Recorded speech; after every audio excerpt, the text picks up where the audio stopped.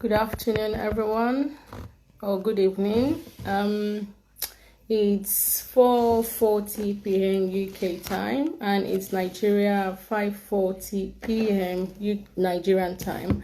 Good afternoon. My name is Rukky. I'm back here as usual, and this is Health Talk with Rukky. Thank you so much for joining. Thank you so much for always being here, giving me listening ears. Today we'll be talking about dyslexia. It's a health condition. It's a learning difficulty. It's not actually a medical condition. Actually, it doesn't need any medication. There is not medication for dyslexia. What is dyslexia? Dyslexia is a common learning difficulty that can cause problems with reading, writing, and spelling, and your understanding. It can affect your academical performance, and it can affect your performance even if it doesn't necessarily mean academical. It can affect your performance in all aspects. It's a specific learning difficulty, which means it causes problem with certain abilities used in learning, such as reading, writing, and spelling. Like I said earlier on, it's not linked to intelligence, but it makes learning very difficult.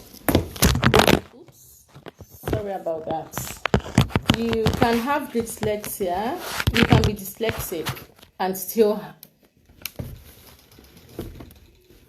you're still very intelligent. We've got lots of people that have dyslexia and they're still intelligent. So it's not going to affect your ability to understand. It's not going to affect your ability it's not going to affect your intelligence, actually. Let me put it that way. And it's a long life condition. It doesn't get better. It can get better with different inputs, from parents and teachers and maybe psychological input, but it's not like medical condition that you get medication for, you get treated, and then you get better. So it's a long life condition with a huge effect on your individual daily activities. So that's why it's classified as learning difficulty. What are the signs of dyslexia? What will you look out for in your child in order to know if your child is dyslexic? So dyslexia is the name of the learning difficulty, and someone that has dyslexia is dyslexic. So they call them, she's dyslexic, meaning she's got dyslexia. So the signs of dyslexia usually become noticeable when a child starts school. When they begin to focus and learn how to read and write. Mainly the teachers pin it right from time, because most parents tend to leave the child until their school age, when they go to school. Because I know parents that just say, my child is still young, I'm not going to be teaching her anything at home. So they tend to leave the child until he or she goes to school. And then the moment she goes to school, I'll use a girl for example, the moment she goes to school and then she start learning, the teacher start teaching her, and then they notice, she's finding it difficult to understand what we've been teaching. She's finding it difficult to interact, to communicate. That way, it's always easy to pick it up right from the onset. So a person with dyslexia, a child with dyslexia won't be able to read properly. So they may read and write very slowly compared to the rest of the children. The ability to write is going to be reduced. So that's why we say it's always good for parents, actually, because everything is meant to start from home. Teaching starts from home. It's meant to start from home before the child goes to school. So that's why we tend to say, mom and dad, always, have interest in your child's growth, your child's development and the learning as well. So it's going to be easy for you to pick up if there is anything wrong with the child. Then you can have easy and quick intervention. Actually, let me say quick intervention. If something is wrong and you intervene quickly on time, it tends to make life easy for the child. by having the right intervention, right help from the right people. So a person with dyslexia may confuse orders of letters in words, or for example, capital letter B and letter D looks alike, but if a child has dyslexia, it's easy for her to take letter B for letter D, and it's easy for her to take D for B, just because we write it the same way. It's just that it's facing the opposite side. So it's easy for a dyslexic child to take the letters for another. And having poor or inconsistent spelling, if a child with dyslexia will find it difficult to spell letters, to spell words, even after teaching her so many times, you tell her this is how to spell it, they still make mistake, and it's not their fault. They want to do it. It's just because they haven't got the ability. That difficulty is there. That learning difficulty, dyslexia, is there. That's why it's going to be difficult for them to understand what you've been teaching them. And it's difficult. It can be difficult for them to understand information when it's written down. But when you talk to them, they tend to listen to you. They see your mouth. They look at your mouth going, opening and closing. That way, they grab what you're saying. It's easy for them to grab what you're telling them verbally than grabbing what you've written down in paper. And they find it difficult to carry out sequence of directions. You tell them this is what you do, this is what you do, don't do this. They take one information to the other. They twist them. So and another thing is struggling with planning and organization. It can be so difficult for them to plan, and they forget things.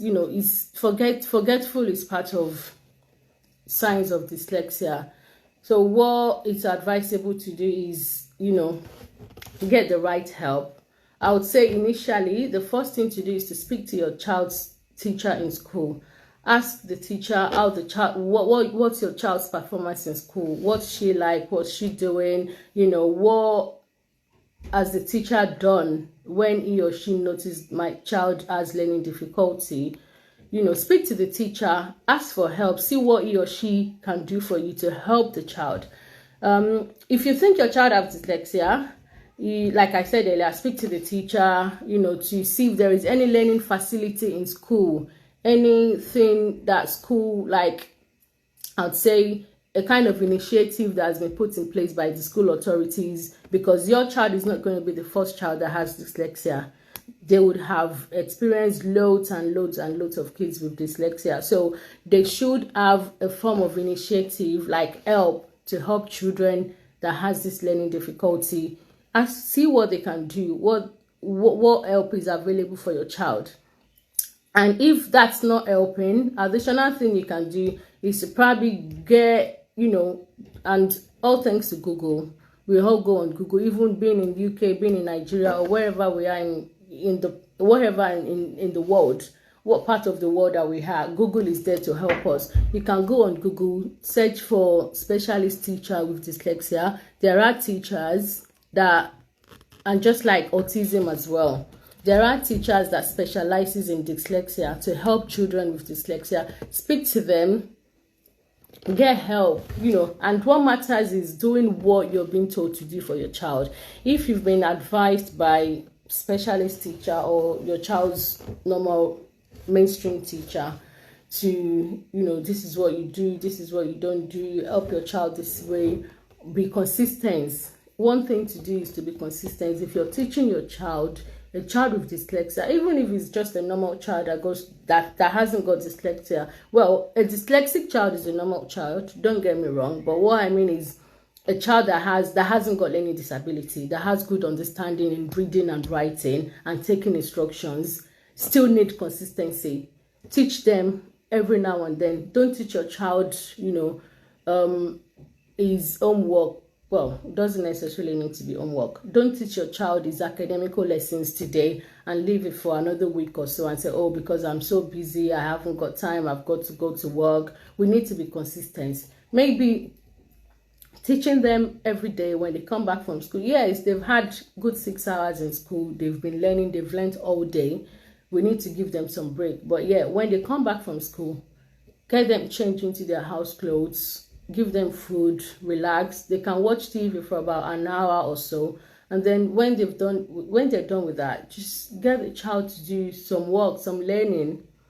Do it, be consistent with it. And the same goes with a dyslexic child. Let's do it every now and then. Doing it, helping them. Look at what works well for your child. Every child is different. You might have a friend that has a dyslexic child that doesn't understand certain things. That doesn't mean your child is going to be the same. That doesn't mean your child will have the same symptoms with what your friend's child has. So that's why I personally always say every child is different. I've got 4 kids, all thanks to God for that. But each of them are different. My 4 kids are different. They've got the same mom and the same dad. They've got different needs. So likewise for your child and your friend's child, your child is going to be different from your friend's child. And one thing I always say is do not compare children. Don't compare your child with your friend's child or your cousin's child, your siblings' children. Do not compare, because comparison in children brings about a lot of things. It makes you condemn your own child. Your child will have something that he or she is very good in doing. But for the fact that you've compared your child with someone else's child, you won't see the good side of him. You won't see the positivity in your child. Comparison of children will bring about negativity. You will feel like, oh, my child is not good at doing this, my child is not good at doing that. And by doing that, you would have forgotten things that your child is doing, that your friend's daughter or son is not actually doing, or your sibling's daughter or son is not doing. So please, moms and dads, let's try not to compare our children. Even let's try not to compare our children with our friends or family's children. And also, if you've got more than one child, you've got 2 or 3 or 4 children, try not to compare them. They are individual people, like they're different. Regardless of the fact that they're siblings from the same mom or the same dad, let's not compare our children at all, because, like I said earlier, it's going to bring about a lot of negativity. You won't see the good the good side of your child. So another thing you can do is to, if the help from school is not working and you've spoken to the specialist teacher, and then seeing the specialist teacher is not like he or she's going to be teaching your child every day, because your child is still going to a mainstream school.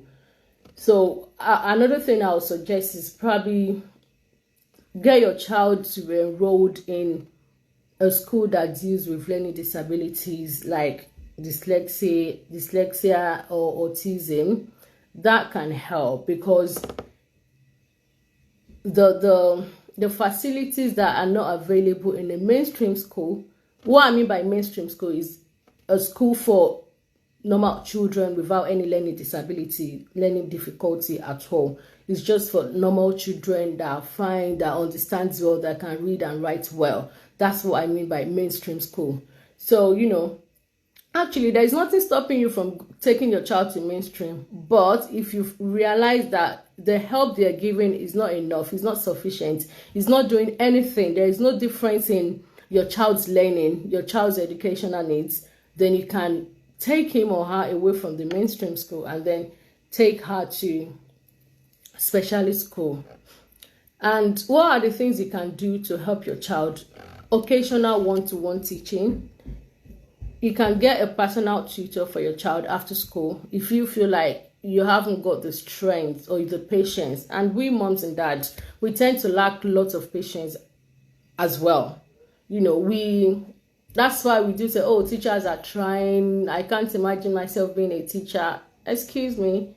You just have to get on with it. You have to. Because at the end of the day, the child is yours. She doesn't belong to the teacher in school. So it's always good to do one-to-one with your child. And if you feel like your schedule is so tight and you can't do it, you can get a teacher, a lesson tutor to teach your child one-to-one. That way, his special needs will be met. That way, the things he needs in order to be a better person, in order to be able to do well academically, will be given to him by the teacher. Well, if the teacher is doing the right thing at the right time, and if the teacher is using the right techniques that he should use in order to help your child to learn well and to be, to understand well. Another thing is phonics. A special learning technique which focuses on the ability to identify and process smaller sounds. Like, you can go on YouTube, search for certain words that will be easy for your child to understand. Let her repeat the word, the pronunciation after the person talking on YouTube. Let her do it. Let her listen to it often and often, again and again. That way, it's going to stick in his head. And technologies like computer as well may make it easy for your child to read and understand. But then that's when they're a bit older. You wouldn't say this is computer age anyway. A 5-year-old child will be able to do well on a computer if given to him. So it can help. Give them time to sit in front of the computer, to try and do some typing, spellings, and then, whenever you're typing on the computer anyway and you make mistake, the computer corrects itself. But some you have to, right click and then you click on the correct spelling. So that way it's going to be easy for your child to learn. That's if he's a bit older, because he will know that, okay, for example, if I want to type what's a girl, for example, or I'll use a girl. It's a 4-letter word, a girl, and your child types GRIL instead of GIRL. He or she types GRIL. The computer is going to change it automatically itself to GIRL. So the child that knows that I typed GRIL on the computer, looking at the screen, is changed to GIRL. He or she will know, oh, this is the right way to spell it. I've spelled it wrong. Or if he's spelling water, WATER, and he put the R before the E, the computer is going to change it. So that way it's going to be a learning curve for him to understand and to know the difference, to know the right spelling. What are the causes? There is no really, I wouldn't say there is a specific reason or cause for dyslexia, but people that have dyslexia find it difficult to relate. I don't know how to word it. They find it difficult to relate, to interact. They can talk, they can understand, but it's going to be minimal. Their understanding is going to be minimal. And dyslexia doesn't affect the intelligence at all, but it just affects the level of understanding, like I said earlier on. And they said it can come from a result of a gene that's been inherited from the parents. Some people argue that dyslexia is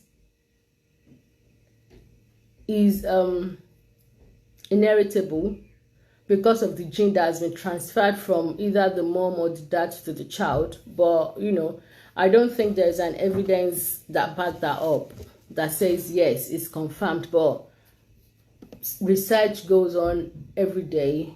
Things get better. People keep looking for reasons and causes of certain illnesses and diseases.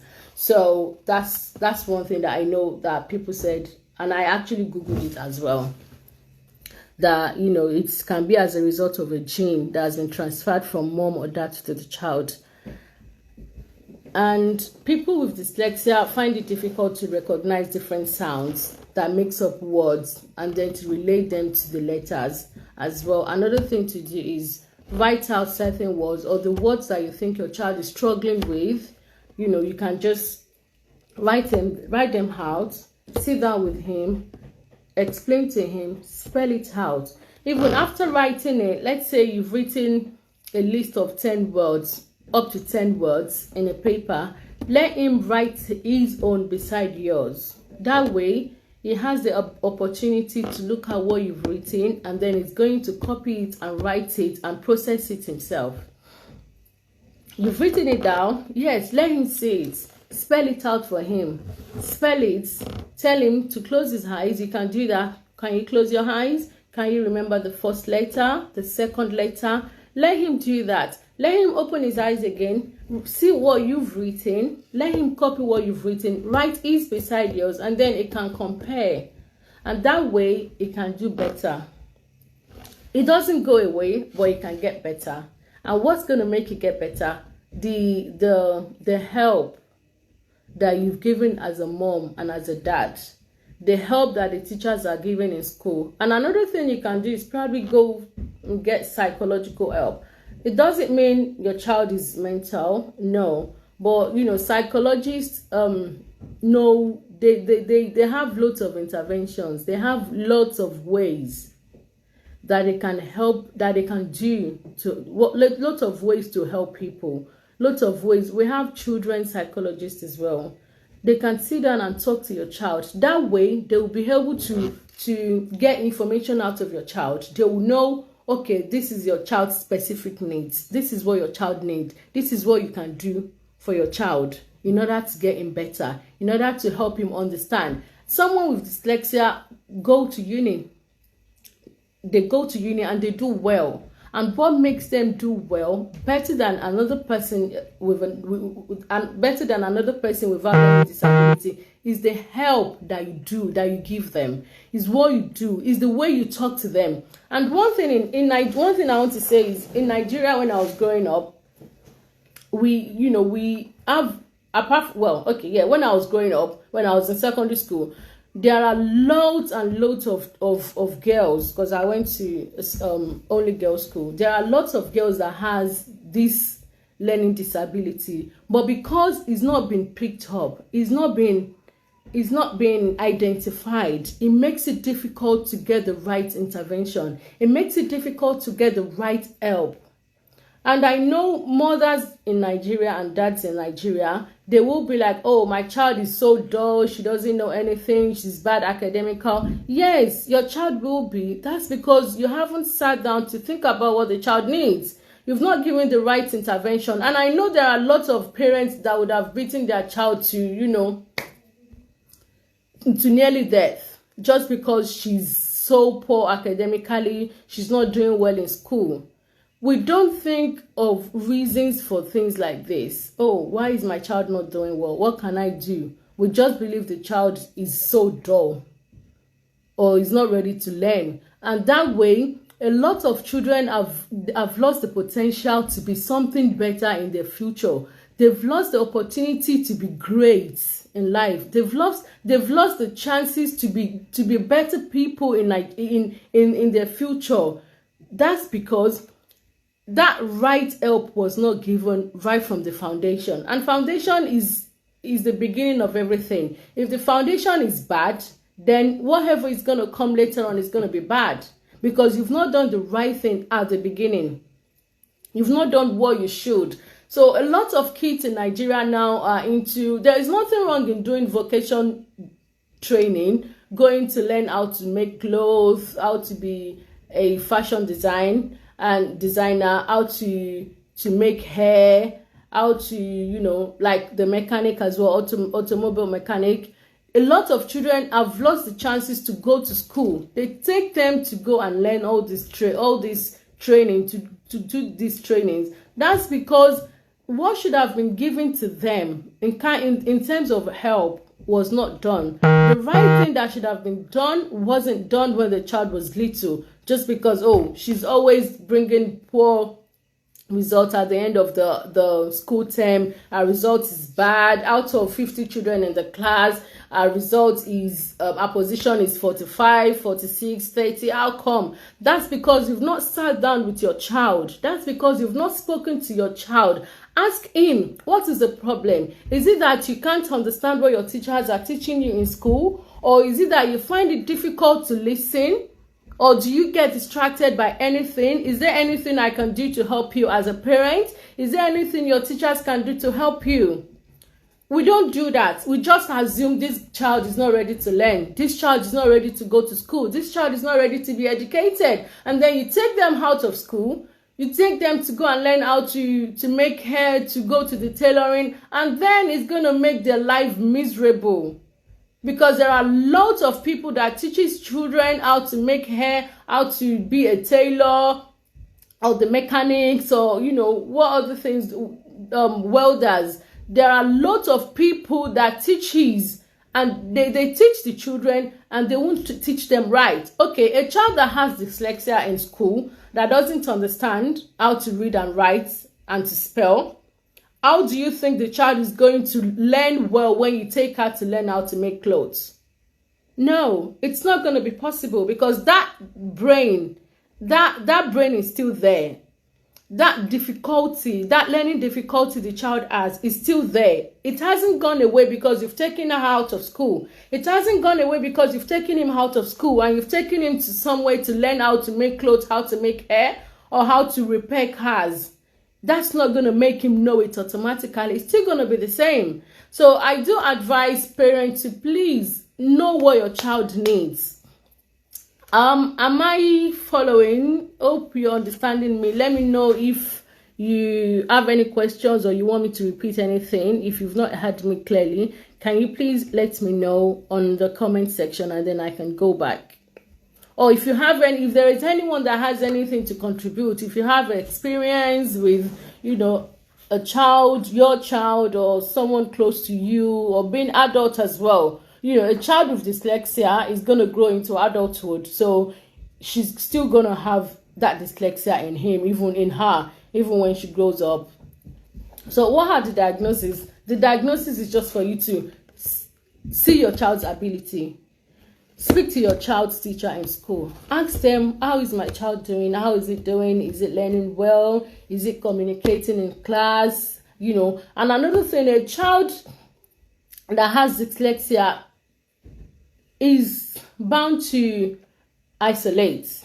They can self-isolate as well. They can exempt themselves from their peers in class, just because he knows I'm not going to understand anyway. I won't understand what the teacher is saying. Then, you know, and then if the right help is not being given at the right time, it's going to reduce the child's interest. It will take his interest away from what has been taught in class or what you're teaching at home. So it's just good the moment you notice your child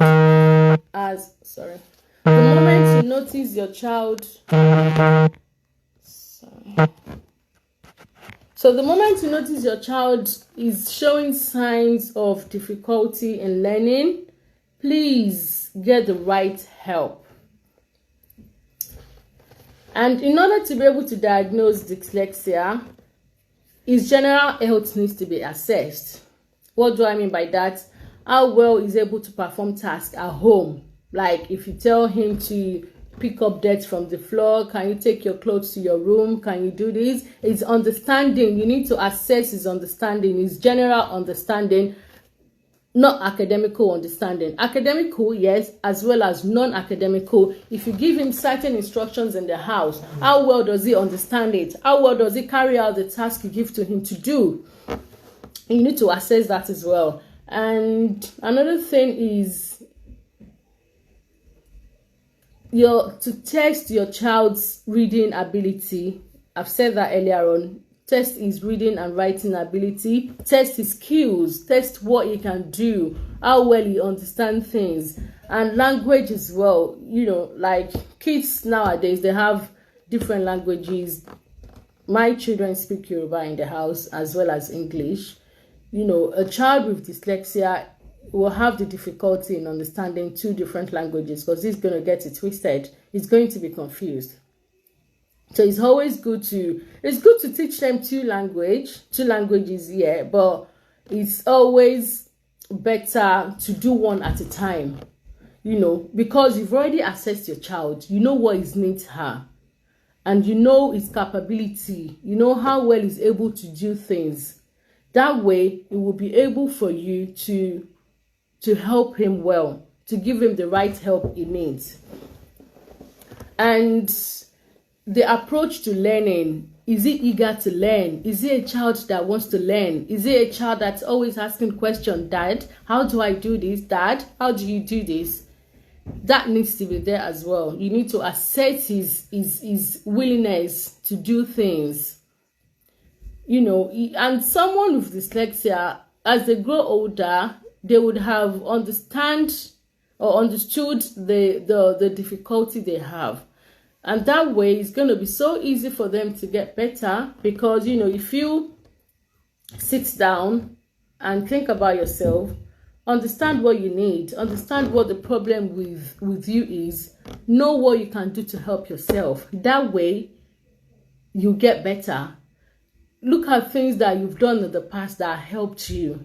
Do it again and again. Like I said earlier on, consistency. Do it again and again. That way you can get better. There was, about a few weeks ago, I watched a film on Netflix. The name of the movie is Night School. It's an American film. This guy he was a school dropout because he doesn't understand anything they teach him in school. So he had to drop out of school. And then later on, he got a job in a chip shop. And then one way or the other, he lost his job. And then he had to apply for another job. To cut the long story short, he has the desire to be a better person. He has the desire to go to school, to learn, to be a leader. He had vision, and he has things that he wants to do. He wants to build a career for himself. And, you know, he was the one that stopped going to school himself against his family's, his parents' advice. But then at the long run, he went back to school himself. He went to night school and he got better. He did well. And what happened there is because he recognized his needs. He knows what he can do to help him. And then he did it. And what matters most is he got the right intervention. He got the right help. He got a teacher, a lady teacher that helped him in the movie. The name of the movie is Night School. His teacher helped him.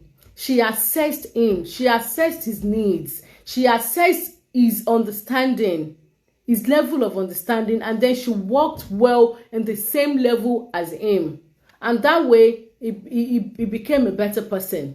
He did well by doing that. And that's what I do say. Please assess your child's needs. Apart from a child that has learning difficulty, every child, you need to assess your child's individual needs. Know what they need. Know their ability. Know their level of understanding and level of reasoning, because that goes a long way. That is very important. And you need to assess his or her organizational skills. I need you to go to your room to tidy up your room. Can you go to the living room and tidy? Observe him. Sit down.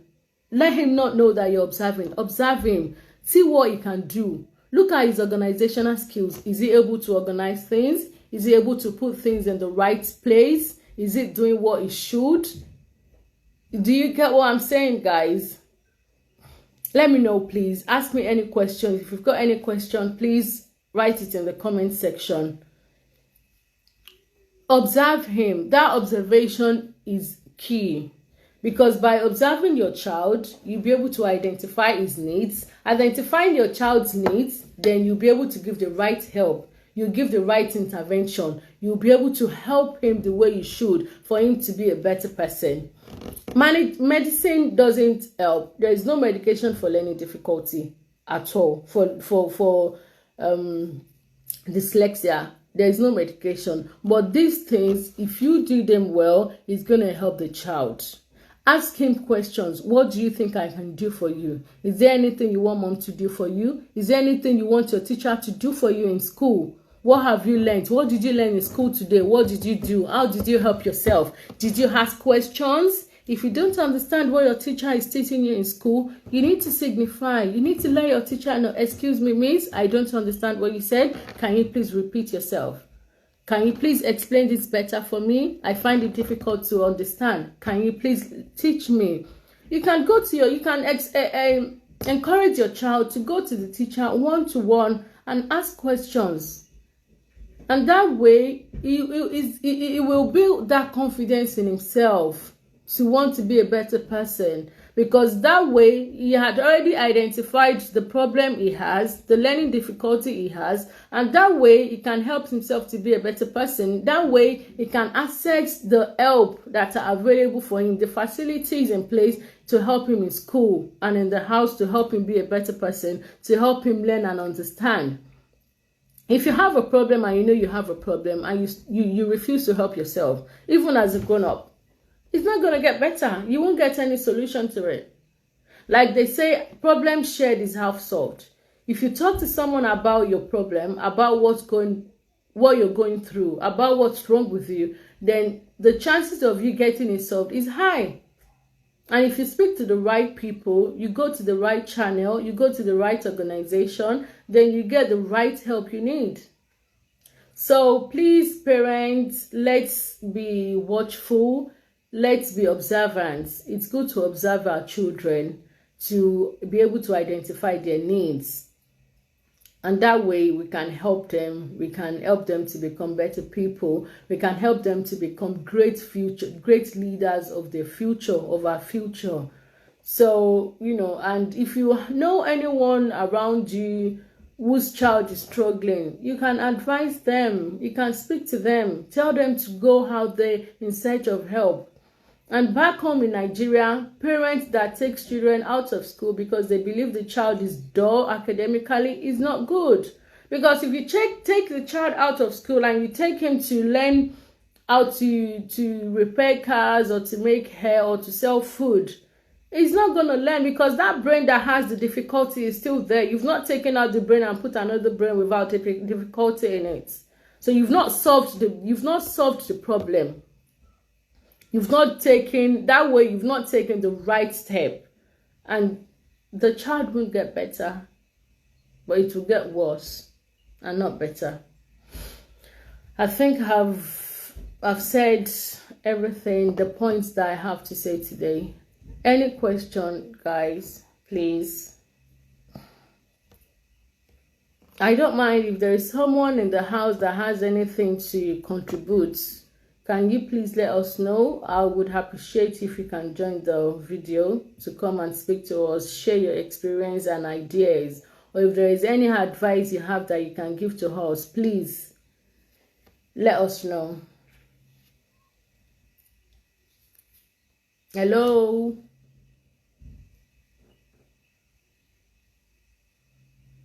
I'm waiting. And I'm so sorry. I think I posted the slides a while ago, on the 7th of October, and I've been so busy since then. I've been thinking of coming to do the video, but it's just been so busy for me. I apologize for that, because normally I tend to do the video like a week after posting the slides, but it's been actually 3 weeks now, and I'm just coming out to do it. I apologize for the lateness. Pardon me for that. I think there is no questions. Okay, I will have to call it a day. Thank you so much for joining. Thank you for always being there for me. Thank you for always giving me your time. Thank you for always listening. I believe, this is a learning curve, and I just hope I'm getting better every day. And, I appreciate you guys. I appreciate your support and your advice. Thank you so much. God bless you. This is Health Talk with Rukky. I'm going to post it on my Instagram page as well as on my YouTube page. My YouTube channel is called Health Talk with Rukky. Health Talk with Rukky. Rukky. Rukky, Health Talk with Rukky. You can please watch and share and share and share. Tell someone to tell another person to tell another person about Health Talk with Rukky. It's just a way of, teaching ourselves on little things that we tend to overlook, little things we don't pay attention to. And I feel, we would have learned one or two things from this Health Talk that we've been doing for the past, I think it's 2 months now. I hope to get better. I hope to do more. I hope to bring you more interesting topics. And hopefully for our next topic, I've not decided what that's going to be yet, but maybe I'll have to get someone to come and talk to us again. You know, we did the appendicitis. We got in Nigeria we did appendicitis, and we had a guest speaker who is a doctor and in Nigeria. She spoke to us on appendicitis. And we did sickle cell disease. We had a specialist nurse from London who came to speak to us. So I will go and research for our next topic, and I'll probably get someone specialized in that aspect to come and speak to us on the topic. So it's still your girl Rukky, and it's still L Talk with Rukky. Thank you so much. Have a lovely evening and have a nice weekend ahead. And say hello to the kids. Tell them it's not Rukky, and I will be here to answer any questions, as always. Thank you. Bye.